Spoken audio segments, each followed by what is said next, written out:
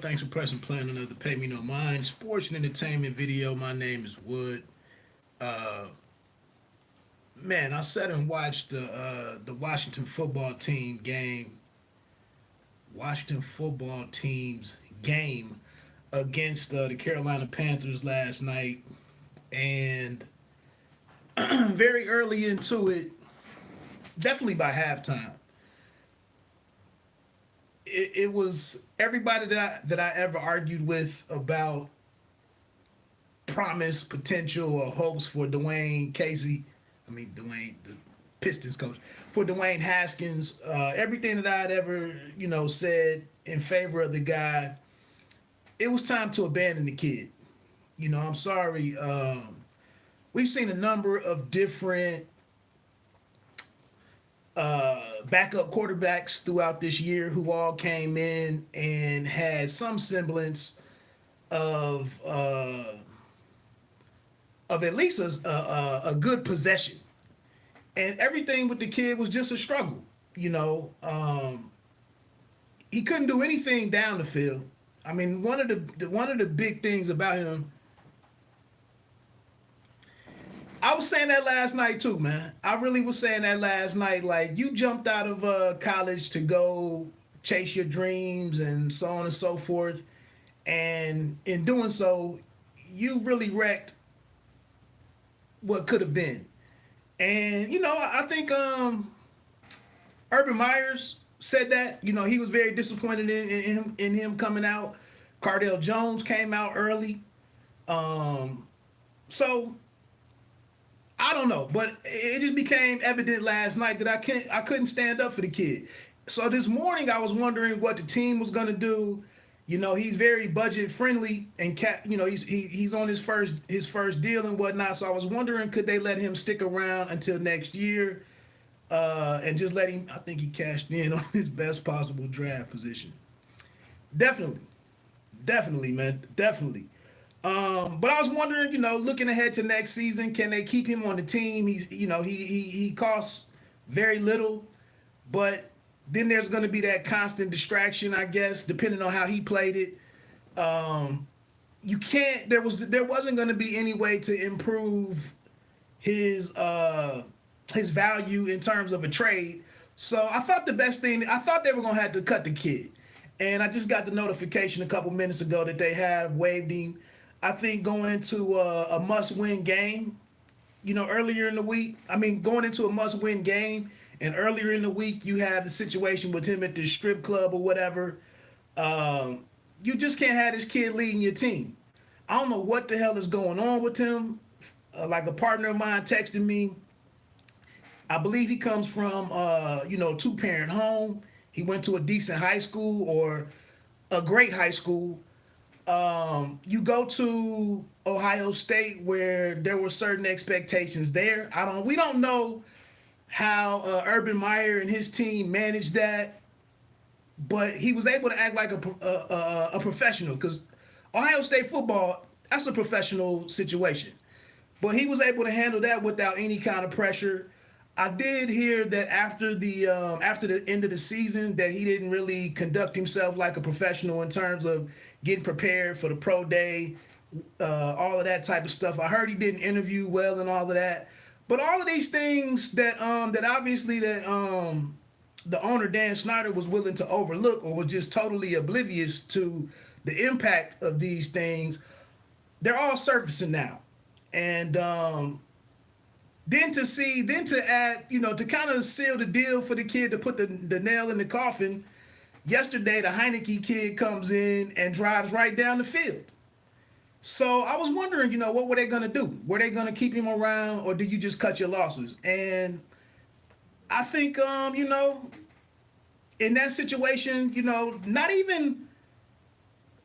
not even being seen as a team that even could compete. I know we got it messed up. I know it's the NFC least. I'm aware of that. But to find yourself here in the mix to actually host a playoff game, and you come out and look that bad, the interceptions, the turnovers, and then, like I said, the controversy at the beginning of the week, you got to move on. Like I said, I'm just dumbfounded. I just made a video on this topic, and out of nowhere, the notification about right. What's up, D Branch? It's natural to throw dirt now. Yeah, that's what I was just saying. I don't know what Urban Meyer was able to do. I don't know how they run the show down there in Columbus, but we didn't hear anything like this. There was no, and maybe that's just the college game. You don't have all that access to the players. They are kind of shielded to a degree unless they're in the Heisman Trophy situation. You make them available to the media and whatnot. But like I said, since he's been out on his own, and I heard somebody say it yesterday that he might be a situation where, and that's what I was looking at, like, where can you even look to trade him? Like, there aren't many teams that really need quarterbacks right now. So what kind of trade partners were out there? And I was kind of looking at, I don't know if Minnesota would have been a possibility, but my thought was if you send him to Minnesota, a guy mentioned yesterday that he just might need to get away from his hometown. He still may catch on somewhere else as a backup, but just to for it to end this badly, I'm speechless. I'm really speechless. I texted a partner yesterday, like, how do you not go to Doug Williams and spend some extra time in the film room, or how do you not get with Sean or with Turner and get in the film room? Like, what are you even doing to improve your chances and give yourself, some kind of chance to come out and look good and look prepared? But like I said, man, the kid can't throw. All the stuff underneath, all that, the dink and dunk stuff, rarely is the ball where it needs to be for the player to be able to turn around and get a couple of yards. It's 10 feet over his head. It's the player has to come out of his route or whatever to try to make the catch. Nothing downfield. Anything deep into the sidelines, he's throwing it into 3 and 4 defenders, and it's an interception. He can't do anything over the middle of the field. They had the little rollout yesterday. He'll end up in New England or Edmonton. What's up, Latours? I like to hear Urban talk about. Oh yeah, that was you. Yeah, man. I mean, it is sad though to see a kid not even be, and we know that there's different pressures on black quarterbacks. But for him to not even try to give himself a chance to succeed, you being given chance number 2, chance number 3, and you still going out here and looking bad. And then, like I said, the dude comes in last night and drives the team right down the field. I know they may have been more in kind of a prevent situation or whatever, or giving you them throws, but at least it happened. I don't even think it would have happened if Haskins would have been out there. So I'm still not quite sold on what I'm seeing from the offensive coordinator position or spot with some of the play calling. You look at the better teams in the league, obviously with more seasoned quarterbacks, you get the ball on the opponent's 45 to 35 yard line, and it's been a problem in Washington for 6-7 years. You get the ball on the 45 to 35 yard line. He needs a QB guru to help him with his mechanics. It's still very early in the career. Honestly, I hope he gets another opportunity. Yeah, Glaze. I agree. I think he may catch on somewhere because everybody, I mean, all these dudes that we've seen this year on these different, even Heineke, somebody from, where did he go? Old Dominion or something? So for him coming out of the program that he came from and him being dirt cheap at this point, somebody will probably pick him up. And like I said, somewhere in Minnesota in the middle of the country, maybe he can go somewhere and sit and not be out here at strip clubs and running around in the city and whatnot. I don't know. He just really looks helpless. I was just starting to read an article on him. It was talking about he was downcast after being pulled. Like, nobody cares about your feelings, bruh. We are trying to secure a playoff spot in a bad division, and it's right there in front of you, and you can't do anything to make it happen. But Sims Jr., he could have been green with this, but they didn't have real patient with him. That hurt a lot of people. And that's the thing, But we can't even blame that no more. That's the thing. I ran out of Latoris. I ran out of being able to defend the kid yesterday. Like nobody had training camps, but you got my man out there in Los Angeles, Herbert. He getting ready to set the the rookie record for touchdowns. Oh, no problem, no problem. Everybody didn't have training camp. You had those 4 or 5 weeks when you were on the bench. Did you go and get with the quarterback coach? Do some extra drills.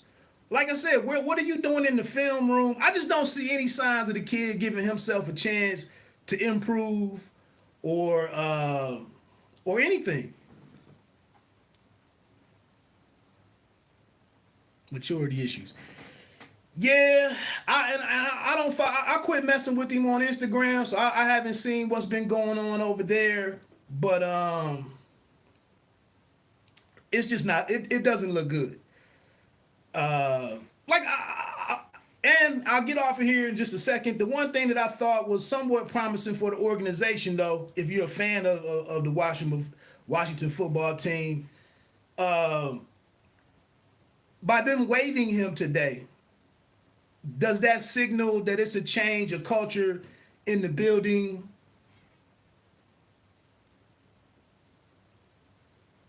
Exactly. It's only 32 starting quarterbacks in the league. It's one of the smallest fraternities in the world. It's the most. I mean, it's the most important or the most notable position in all of American sports. I mean, it gets no bigger. So you either can play it, you can either play or you can't. You can either be a leader or you can't. I mean, at a certain point, it just is or it isn't. And for you to come in, he was 14 to 28, 150 something yards. You got Jalen Hurts over here throwing for 342 yards. I mean, the kid can't pick up first downs. He can't extend drives. Like I said, they're not throwing the ball. They're not pushing the ball down the field. It's no box right now that I can check off for him that he's getting done. That he's getting it done. It's just not happening. And at some point, like I said, it's only 32 it's only 32 starting quarterbacks in the world. You either can play or you can't. But what I was getting ready to finish with, as an organization, does this signal a culture change, and that Snyder will be moving out of the way come draft time? Like your word is, you have no more say so in here, bro.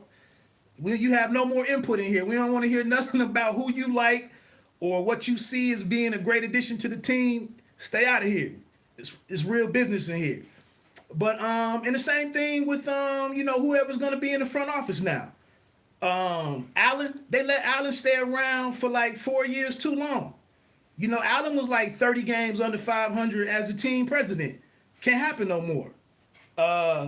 Gruden was like 25 to 30 games under under 500 himself, and was there maybe a season or two too long. So that's all I guess that's a positive that, yeah, Dan Snyder got to go, man. I mean, it's bad enough we stuck with him as an owner, but you just can't come here and say nothing no more. Like, and that was the thing with Ron Rivera coming in. If you take away his 15-1 season, he's about 6 to 9 games under 500. So, I had some questions about him as the coach, but he's gotten us here. They can win this game next week and still make it to the playoffs. I thought before the beginning of the season, I was saying 7-9 to 9-7 was possible. Who knew that was going to be good enough to potentially win the division? But you can get to the playoffs, and with Alex Smith, you can probably win the game next week. Although, Jalen Hurts could go out here and do a lot of damage on the ground. So that's not even a given. But I I don't know. Like I said, man, I just think I'm somewhat optimistic that. Damn, though, we got to be stuck with Alex Smith next year. That's a little. I mean, Smith can get you. He can get you 500 ball, but you got to start moving on. I mean, whatever is next has to be in the building at some point. And that's the thing that pisses me off the most when you watch a Dak Prescott or Jalen Hurts. Can we get a guy in the third through fifth round or something that can come in and do something? This, taking these guys in the first round, early in the first round, and being pressured to play these guys on week one, we need to avoid that situation. And right now, it's not a great year for college football with, evaluating talent and whatnot. So it's a little challenging. Might be stuck with Smith for another year. But like I said, Smith can get you 8-8. He doesn't lose you many games, but he's not going to he's not really going to go over top to win too many. Needs to retire. He makes me nervous. I'm with you, bro. I'm with you. I mean, every time he goes back and plants or the pocket gets ugly, every time he gets hit, I don't want to see this man broken up the way that he could be, with the wrong hit. I don't know why the hell he wants to play. This ain't basketball. Haskins has a bird brain. What's wrong with this guy? Hey, you know what? I'm getting a little petty with I was getting petty with Haskins. I saw that he had his hair Glaze. I saw that he had his hair unbraided yesterday. And again, I'm like, does this dude put too much time into what he's doing with his look or whatever? Like, I just want somebody to play football, man. I just want a dude who knows the playbook, who can execute the plays. Did he come out there talking about, I'm going to unbraid my hair or whatever and show that I mean business? Like, I hate to think it's that simple for him, but I don't know where the kid is right now. The game of your career, like, he could have won this game right here, or he could have played better, or he could have not been the exact reason why they lost the game and just managed the game. And it might have done well for him, at least to be on the team next year. But to go out there and lay an egg the way that he did, to play as bad as he did, look as bad as he did, get very little accomplished, the turnovers, they had to do what they had to do today. And it's messed up because, like I said, with having to cut him, you can't get any value for that draft pick. You weren't looking at, in all honesty, at fooling anybody next year and getting any kind of trade for him. So they did what they had to do. But damn, it's just like, and to see the Heineke kid come in, throwing the ball in the middle of the field, making completions, having some kind of urgency, looking halfway competent out there. Dude just, two of the interceptions was just stupid. And I missed the fumble because they didn't have it on in my area, so I missed the fumble, but I heard it was some kind of, that was questionable and whatnot. But, this dude, bro. And then, in closing, again, if you take away the fumble recovery in the end zone, the team seems to like, yeah, exactly. Confidence may Haskins even worse. I was texting somebody, like, at a certain point, all the young guys that came on the team a year or two before Haskins and the guys who've been there the last 2 years, at some point you got to turn your back on Haskins. It's like, dude, you ain't even you. And you saw that happening yesterday. Like, dudes is just like, man, we through. And I know a couple of the wide receivers, didn't have good games yesterday. But again, with you being the leader of the team, got to turn our back on you, bro. You over here sulking and going through whatever. Like, bro, you. That's why I didn't do no video last night, because I felt like that's where we were, that it was time to part ways. So today, I guess I'm good with what they did. But back to that statement though, if you take away the fumble recovery in the end zone and give them that 6 points, that was kind of the difference of the game. Even though Haskins had the 3 turnovers and whatnot, we didn't get that fumble at the end of the game. Or it was not a fumble. It's a couple different situations late that didn't go our way, but that happens. But anyway, but all of that stuff is like parts of the game. You can't control that. We can control having a better dude under center that gives us a better shot. So he messed it up. We're moving on. You hate, like I said, as a fan of the team, you hate to see that we got nothing for that first round pick, number 15. But it's the way it is. That's how the game unfolds. But like I said, damn, to see a team get somebody like Jalen Hurts in the later rounds and be able to bring him along the right way, and it looks like the dude can go out there and do some. Now they got to get some tape. As soon as these defensive coordinators start preparing for Jalen Hurts and know what his tendencies are and know what he struggles with, and they start dictating to him, we'll see whether Hurts can play or not. But I'm glad. Well, I wasn't even gonna get no Dwayne Haskins jersey, but damn, the defense is good enough to win. I'd be pissed off if I were Payne. Yeah, we can't waste all-star. Exactly. That was the thing yesterday. In my opinion, and I've been saying this earlier in the year, and last year. In my opinion, there had been no leadership on the team. There had been no face of the team. We didn't really have any identity.